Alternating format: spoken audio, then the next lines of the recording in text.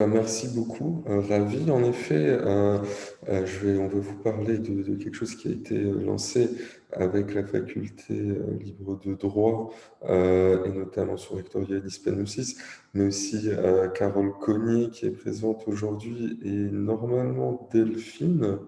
Je ne sais pas si Delphine, est-ce qu'elle est dans la salle d'attente ou... Elle n'est pas connectée. Elle n'est pas connectée encore, parce qu'en effet, Delphine va présenter également le projet de recherche appliquée qu'on a mis en œuvre. Euh, en fait, bon, bah, peut-être qu'elle va se joindre dans les quelques minutes à venir, car elle est censée quand même ouvrir le bal de cette présentation. Donc je vais simplement lui envoyer un message.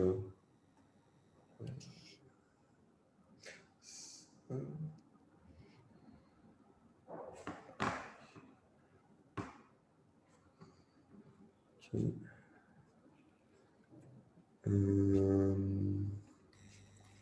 donc en effet, on a pu lancer, suite à différentes discussions avec Johannes Panossis, avec Michel aussi, une réflexion sur eh bien, tout ce qui était données de compétences. Les données des étudiants notamment, comment aider les étudiants à avoir conscience de ces compétences, quelles sont les données qui informent sur ces compétences, comment les étudiants peuvent les valoriser. Qu'est-ce que ça veut dire sur le diplôme, d'une part, et quelle est la nouvelle place du diplôme dans finalement un écosystème où eh bien, mes activités extrascolaires, mes activités professionnelles, mes passions vont également informer sur mes compétences, vont également être prises en compte. Dans un système où finalement ces données sont de plus en plus collectées, mises en avant, et donc, eh bien, quelle va être la gouvernance de ça? Comment faire pour que la personne maintienne le contrôle de ces données de compétences, comment elle peut être actrice de la constitution finalement de son profil de compétences et comment, par ce contrôle, elle peut finalement déterminer aussi son destin, parce que déterminer qui peut faire quoi de ses compétences, quelles recommandations on peut avoir. Et donc finalement, fort de ces réflexions qui sont à la fois, entre guillemets, métiers sur les compétences, mais aussi philosophique, technique, juridique sur l'appropriation et la circulation de ces données, et de différents échanges avec Yanis Fanoussis, donc le recteur de la faculté de droit, le doyen, pardon, de la faculté de droit, et notamment Carole et Delphine. Eh bien, évidemment, il n'y avait pas de meilleur terrain d'expérimentation eh bien, de prendre des étudiants, de prendre une grande université comme l'Université catholique de Lille et eh bien, réfléchir à cette question, à la fois via un cours donc d'étudiants de la faculté libre de droit et du master RH, et notamment d'un cours sur les systèmes d'information des ressources humaines qui s'y prêtait bien, et donc de réfléchir sur ce futur du travail, ce futur de la donnée, et quels sont les futurs souhaitables et quels sont les services souhaitables, et à la fois de façon très pratique de faire eh bien, travailler les étudiants, de les faire tester différents outils, de les faire s'exprimer sur quelles sont les données qui les intéressent sur eux-mêmes, quels sont les services qui les intéressent sur la donnée, et comment ça peut s'inscrire dans ce que propose l'université. Et donc, est-ce que peut-être Delphine, tu nous as rejoint? Oui, super. Salut Delphine. Donc, je me suis permis une petite introduction Oui, le je temps suis que pas tu prête. arrives, et je te passe du coup la parole pour un peu de contexte sur cette expérimentation. Bonjour à tous et merci. Et pardonnez-moi de ce petit retard, j'avais des problèmes de connexion. J'espère que tout ira bien maintenant. Et merci Mathias d'avoir pris le relais et merci de cette invitation. Je suis ravie de parler aujourd'hui dans cette conversation passionnante. Alors effectivement, le projet qu'on a mis en place, je vais peut-être partager quelques slides illustratifs, hein, mais voilà, c'est vraiment une présentation informelle pour vous expliquer un peu la démarche qu'on a essayé de mettre en place dans notre expérimentation. Attendez, ça charge.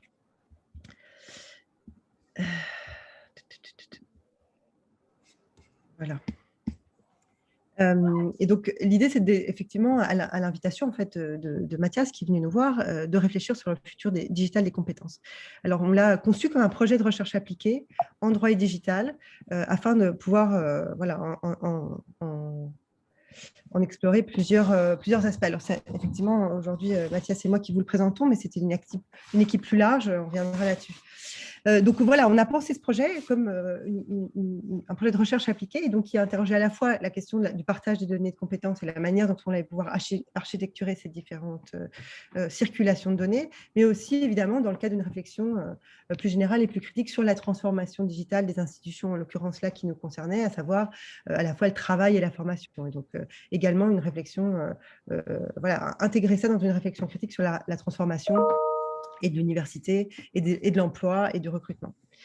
Donc effectivement, c'était une recherche qu'on met au carrefour de plusieurs développements de la tech, hein, à la fois des human resource tech, du work tech, des legal tech pour l'aspect juridique, mais aussi évidemment des ed tech et donc la transformation digitale et de l'enseignement en particulier. Alors, quelles sont les grandes questions avec lesquelles on était parti pour ce projet ? Effectivement, la première question, c'est sur la transformation du recrutement et des compétences. On sent bien qu'il y a de nouvelles tensions, même si on a toujours eu dans la question du recrutement, du passage de l'université au monde du travail, et en particulier de nouvelles tensions qui sont peut-être liées à la fois à un changement du monde du travail, mais aussi un changement générationnel, un changement des attentes de nos étudiants. Et donc, on s'est posé la question de savoir si cette transformation digitale des compétences, ou en tout cas de la transformation de l'information compétences en données digitales,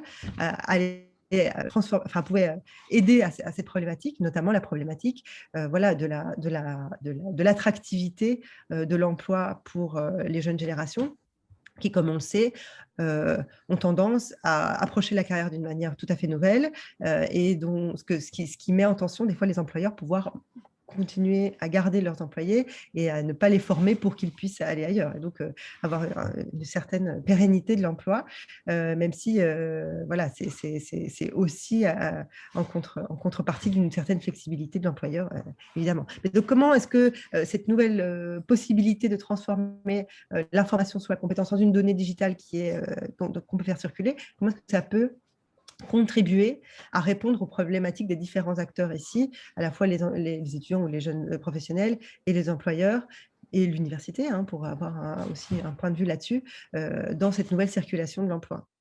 Évidemment, forcément par biais professionnel, j'ai envie de dire, une question qui intervient à chaque instant et qui était au cœur de notre réflexion pendant toute cette année, c'était la question de la transformation de l'université et de la formation dans cette démarche, voir que, effectivement, si on ne se promène plus avec un diplôme en papier pour faire valoir de ses compétences, mais avec un portefeuille de compétences qui sont digitalisées dans des données numériques et que celles-ci circulent dans une architecture singulière, dans un écosystème particulier, qu'est-ce que ça dit de ce que nous, universités, on produit et comment est-ce qu'on peut se projeter de manière intéressante, de manière à faire valoir la valeur de l'université dans cette voilà, fragmentation de la compétence, fragmentation, disons, de la validation dans un nouveau type d'écosystème. Donc ça, effectivement, c'est une réflexion qui est en cours, qui est au cœur de tout ce qu'on fait ici. Et aussi, grande question, donc à la fois le recrutement, l'université, mais aussi le monde du travail. Donc la grande transformation, c'est aussi celle du monde du travail, c'est-à-dire que l'emploi d'hier n'est pas celui d'aujourd'hui, ne sera pas celui de demain. Et donc, comment est-ce qu'on peut réfléchir en même temps qu'on entend photographier un certain niveau de compétence aujourd'hui et d'imaginer le type d'information qu'on va vouloir faire circuler, comment aussi imaginer un monde du travail de demain dans lequel de nouvelles compétences ou de nouvelles attentes pourraient être attendu, puisque voilà, on doit réfléchir en même temps à ce que sera le travail d'ici 10-20 ans pour mettre en place ce type de réflexion. Évidemment, tout ça dans un contexte général de numérisation de l'information. Et donc, on a l'impression, dans un moment du monde, on pense qu'on peut lire le monde à travers les données numériques. Et donc, dans cette initiative, il est important de savoir les données numériques que l'on va donner comme traduction du monde, comme traduction des compétences en l'occurrence ici, qu'est-ce qu'elles vont nous permettre de comprendre du monde? Qu'est-ce qu'elles vont nous permettre de comprendre des étudiants que l'on met à dans cette démarche. Alors, la démarche, très rapidement, elle est initiée sous l'égide du studio droit digital que j'ai le plaisir de coordonner à la faculté de droit. Et donc, il y a l'idée de mettre en collaboration et la recherche des acteurs de la société civile dans une démarche appliquée, dans une démarche aussi créative et collaborative, comme vous allez voir, pour réfléchir aux relations de manière très, très générale entre le droit et le digital. En l'occurrence, ici, on était au cœur voilà, des initiatives du studio. Alors, on a constitué une petite équipe pour mener à bien ce projet, une équipe vraiment pluridisciplinaire qui offre des points de vue tout à fait différents. Ce n'est pas une équipe qui entend nécessairement arriver à un consensus sur ce qu'on pense, mais chacun apporte un regard et chacun en tire aussi des conclusions pour ses propres avancées, pour ses propres voilà, travaux. Donc, moi, je suis maître de conférence en droit. La question qui m'intéressait ici, c'était la question de la transformation des institutions par le numérique et l'architecture à la fois juridique et numérique de ces transformations. Carole Cognet, qui a mené ce projet avec moi, qui est chargée de mission à la faculté de droit, elle est experte en compétences et donc sa spécialité a été vraiment ici de nous tirer, de nous mener à réfléchir de manière précise sur cette notion de compétence et nous apporter voilà, toute son expertise qu'elle a sur la réflexion sur les différentes manières qu'on peut avoir de se poser la question de la compétence, qu'est-ce que ça peut vouloir dire, quels sont les référentiels, quelles sont les méthodologies que l'on peut appliquer pour commencer à réfléchir et à traduire des individus et des actions en termes de compétences. Puis, on a travaillé évidemment avec Aurélie Thierry-Duquesne, qui est directrice de l'école de l'alternance à la faculté de droit et qui était aussi directrice du master droit social et ressources humaines dans le cadre duquel on a mené l'expérimentation à travers des ateliers dont je vais revenir un peu plus en détail là-dessus. Et enfin, Hélène Lecomte-Mollet, qui est responsable du Career Center pour la faculté de droit et qui donc, elle, apportait son expertise en tant que voilà, experte du recrutement. Précisément, elle est la cheville entre le monde entre la diplomation et le recrutement. Donc, elle nous a aussi éclairé sur les différentes attentes et problématiques qu'elle rencontrait à faire circuler ces informations de l'université à l'employeur. Pour l'instant, c'est elle qui fait cette circulation des compétences. Hein. C'est son travail à elle. Alors, comment est-ce qu'on a organisé ça? On a décidé, comme Mathias l'expliquait à l'instant, d'organiser une série d'ateliers avec des étudiants en Master 2 de droit social et ressources humaines qui avaient un cours de SIRH, donc Système informatique des ressources humaines. Donc, on a pris le temps de ce cours-là pour leur exposer à la fois la transformation numérique des RH, mais plus précisément leur faire réfléchir à la question de la circulation des compétences, la manière dont la numérisation de l'information compétences allait, ou pouvait en tout cas, transformer la manière dont ils avaient à réfléchir sur leur travail en tant que juriste du droit social ou futur professionnel des RH. Donc, ça a été la mise en forme de ces ateliers. Donc, on a donné un cadre de questionnement, un cadre de recherche. Mathias et son équipe les ont fait travailler sur des expériences concrètes avec des outils de partage de données de compétences, et il va revenir là-dessus en détail. Et enfin, on a mis ça dans le cadre d'une réflexion collective et créative et prospective plus large. On a demandé donc aux étudiants de réfléchir de manière prospective à la manière dont ils pouvaient imaginer un futur DRH ou un futur du travail dans lequel le numérique pouvait transformer des problèmes qu'eux, ils envisageaient aujourd'hui, ou en tout cas dans le futur qu'ils pouvaient déjà entrevoir. Et donc, on les a fait travailler sur, je ne sais pas si j'ai la bonne slide ici, non, sur un projet collectif de réflexion sur un futur désirable du travail. Et donc, ils nous ont, il y a quelques jours, présenté leurs travaux finaux. C'était assez intéressant, assez époustouflant. Et on a beaucoup donc réfléchi de manière créative avec eux. Et il a beaucoup appris de la manière dont eux, ils envisageaient et dont, le futur de leur environnement de travail, hein, c'est-à-dire les RH, et le droit social en général. Donc, des projets dans différents plans, mais tous qui ont vraiment pris le parti de réfléchir de manière voilà, positive sur ce que pouvaient apporter ces développements numériques à la transformation de leur travail. Alors, effectivement, la question de transformation du travail, elles sont vraiment au cœur de ce que, à la fois, ces étudiants vivent comme étudiants qui vont être fraîchement diplômés, mais aussi futurs professionnels, vraiment du cœur du métier du travail, hein, donc au cœur de la machine, dans les départements de ressources humaines ou dans les départements de droits sociaux. Et donc, on les a amenés à réfléchir sur cette transformation en général voilà, des activités de travail, du recrutement. Quels sont les nouveaux acteurs, les nouveaux outils, les nouvelles plateformes qui tendent à transformer voilà, cette profession, en particulier par l'analyse de données. Et donc là, Mathias a pu leur expliquer un peu et leur donner surtout un exemple de comment lui procéder, pas que Mathias fasse de Human Resource Analytics, mais il fait des analyses sur la question du consentement. Et donc, ça leur, je pense, permis d'entrevoir comment est-ce qu'on pouvait faire ce travail-là. Donc, on a constitué ça sur une série d'ateliers thématiques sur les compétences, sur le consentement, sur le travail, pour leur donner chaque fois un éclairage sur des thématiques spécifiques. Dans le cadre de ces ateliers, ils ont aussi pu rencontrer un aperçu de l'écosystème de la Skill Tech, donc différents acteurs, différentes startups que Mathias de Bièvre a invité à venir présenter leurs outils. C'est des outils avec lesquels ils ont aussi pu mener des expériences dans des ateliers concrets. Et donc, ils ont pu aussi envisager, la diversité des acteurs et aussi la diversité des outils et la diversité des approches qu'on peut avoir quand on pense compétences, du catalogue de compétences à la traduction d'un langage parlé en compétences précises, etc. Donc, ou du matching d'attentes et de compétences. Voilà, une série de services qu'ils ont pu découvrir comme ça, de manière concrète avec les entrepreneurs qui ont expliqué aussi leur démarche, la manière dont ils produisaient une vision. Alors nous, juristes, Aurélie Thierry Duquesne, on a plutôt accentué sur l'architecture juridique et technique de cette circulation des données. En particulier, Aurélie Thierry Duquesne leur a présenté ce que pouvait être ce marché des données, de manière, voilà, quelle est l'infrastructure juridique, la mégastructure juridique qui permet cette circulation des données. Et donc, on a fait un retour sur les avancées du droit européen en la matière, et donc la construction, après le RGPD, dans un second temps, d'un marché européen des données par le Data Governance Act, qui est tout frais sorti du travail législatif européen et sur lequel Mathias a aussi par ailleurs travaillé, et aussi les mécaniques de cette nouvelle économie des données et la manière dont effectivement les données comportementales viennent alimenter en permanence cette question. Une prise de conscience, évidemment, de l'explosion des données, peut-être quelque chose sur lequel les étudiants ne sont pas tout à fait conscients. On est dans un monde qui était déjà celui de la donnée, mais pour leur voilà, historiciser un peu ça, c'est qu'on est vraiment en ce moment d'explosion.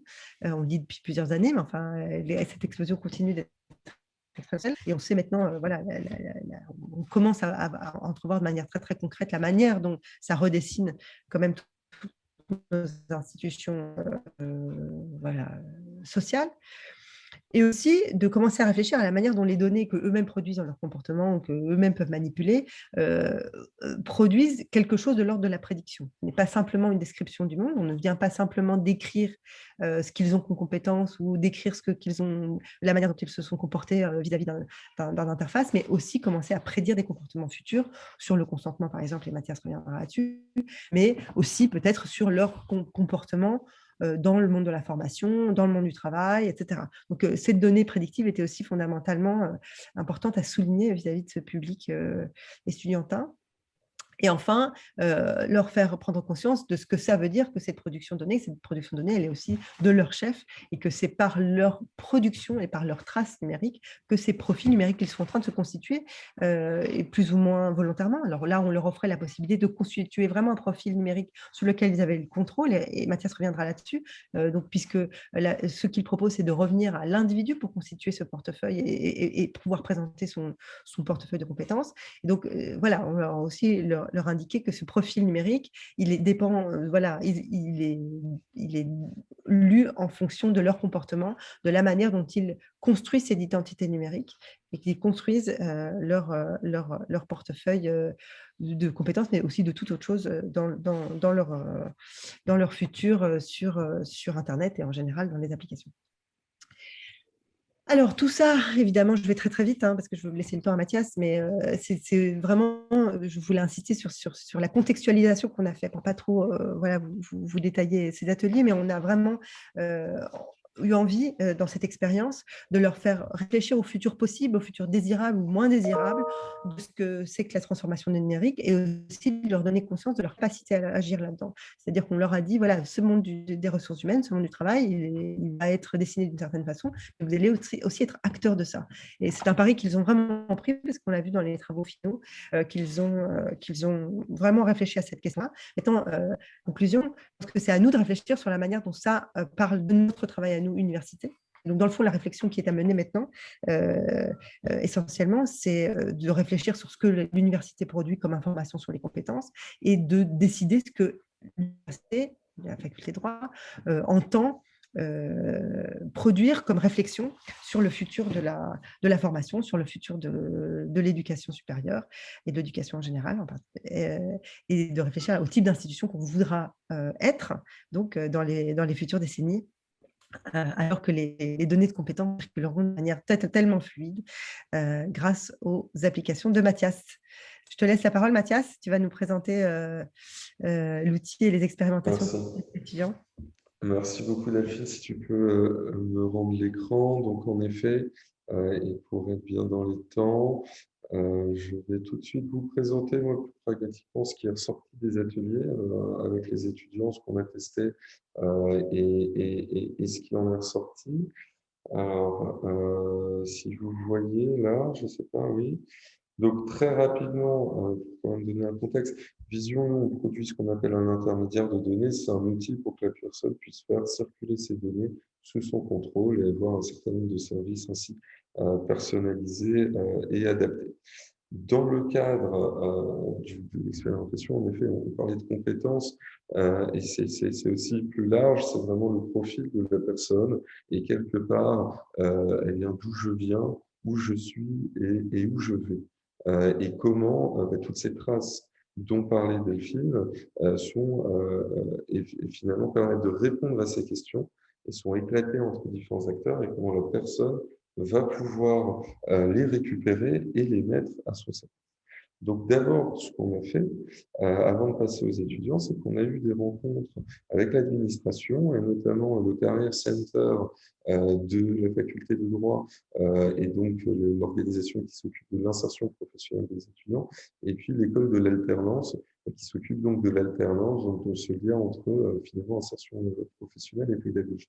Et ce qu'on a vu sur ce besoin de données, c'est que d'une part, eh bien, aujourd'hui, il y a une vraie réflexion sur comment on personnalise le Career Center, comment on personnalise l'accompagnement à l'insertion professionnelle, à l'alternance de chaque étudiant, sachant qu'aujourd'hui, bon, l'université a quelques ressources et peut traiter les personnes en forme de groupe ou en forme de masse, mais pour chaque personne, c'est compliqué humainement de pouvoir les traiter et donc avoir accès aux données et à des services peut être intéressant. Il y a également pour ces services un besoin de données pour accompagner l'insertion professionnelle, c'est-à-dire que si j'ai toutes ces données sur toi, je peux mieux te conseiller ce qu'il faut améliorer sur ton CV ou sur quel type d'emploi tu peux postuler. Et puis aussi un besoin de données, un retour de données quand la personne est chez l'employeur en alternance pour pouvoir savoir ce qui est appris, ce qui est nécessaire en termes de compétences chez l'employeur et donc pouvoir y adapter la pédagogie. Donc, on a pu arrêter avec finalement les équipes administratives un certain nombre de besoins là-dessus. Et ensuite, on a mené différents ateliers avec les personnes. Donc, un en avril, un en juin. Il y avait 36 personnes sur l'accueil et finalement, on a géré à peu près 227, enfin non, pas à peu près 227 consentements dont je vous donnerai l'analyse dans un instant. Dans le premier atelier, Delphine en a parlé, les personnes ont pu tester l'interconnexion et le contrôle de leurs données entre trois outils. Le premier, c'était un portefeuille de compétences où la personne pouvait s'auto-évaluer sur des compétences qu'elle développait au sein de son master. Le deuxième, c'était Job Ready, c'est plus sur les compétences douces, c'est tout ce qui est plus qui relève de l'attitude, des compétences transversales, que ce soit travail en équipe, curiosité, ouverture socioculturelle, et donc de pouvoir transmettre des données à cette application, raconter des expériences, et puis l'intelligence artificielle sort ces compétences douces, et puis finalement un outil de matching, de dire, bon, ben, moi j'ai telle compétence, je peux être mentor de tel étudiant sur telle compétence, et par exemple, je pêche un peu sur telle ou telle compétence, et je peux me faire matcher avec quelqu'un qui est plus évolué, entre guillemets, sur telle ou telle compétence. Et donc ça a permis aux personnes de générer un certain nombre de données, de les faire circuler entre les différents services pour augmenter leur profil et avoir un certain nombre de services complémentaires sur ces données. Rapidement, l'analyse sur un terme de consentement, c'est qu'on voit que très majoritairement, les gens sont prêts à partager leurs données pour différentes utilisations. La plupart des consentements qu'on a reçus étaient positifs. J'accepte de transmettre mes données, j'accepte que mes données soient utilisées à telle et telle fin qui me sert. Et puis aussi, j'accepte de repartager ces données avec l'université et notamment avec le Career Center pour me faire mieux accompagner. Quelque chose qui est intéressant aussi sur l'analyse, c'est que qu'est-ce qui est le plus important quand la personne dit oui ou non à un consentement, c'est pas l'utilisation de la donnée, contrairement à ce qu'on pourrait penser instinctivement, mais c'est d'où vient la donnée. Quelle est la source de données que je vais partager? Et c'est finalement une question qui répond à qui je suis, parce que ça permet de... c'est très important de dire d'où va venir la donnée qui va me caractériser, c'est ce qui a été le plus important pour les personnes. Puis on a fait un autre atelier où on leur a demandé quelles sont les données que vous jugez importantes pour déterminer vos compétences et quels sont les services que vous aimeriez avoir sur ces données de compétences. Et donc, on a vu ici tout un tas de données qui sont finalement hors cursus, hors académique, que les personnes voulaient pouvoir valoriser dans le terme de leurs compétences, et puis une série de services qui sont assez alignés avec ce qu'on leur a fait tester, mais qui leur permettent de qualifier, de prouver ses compétences et de s'auto-évaluer. Et maintenant, finalement, tout ça nous a permis eh bien, d'analyser les besoins et les volontés des étudiants et de l'administration sur les services de la donnée. Ce qu'on aimerait faire pour les prochaines étapes, c'est de passer un peu à la vitesse supérieure, de voir avec la DSI quel type de données au sein de la Cato on pourrait utiliser, comment on pourrait s'interconnecter directement, quel type de services augmentés on pourrait proposer, et puis surtout de commencer à inclure des employeurs dans la démarche pour voir, eux, quel type de données ils souhaiteraient accéder sur la personne, mais aussi quel type de données sur eux-mêmes ils peuvent mettre à disposition pour aider les personnes dans leur insertion professionnelle. Donc, des tests très intéressants, des premières données très intéressantes et une belle capacité à passer à un périmètre plus large pour offrir des analyses plus poussées et des services encore plus personnalisés par un accès plus grand aux données des personnes, toujours sur leur contrôle. Merci beaucoup de votre écoute et ravi de répondre à des questions.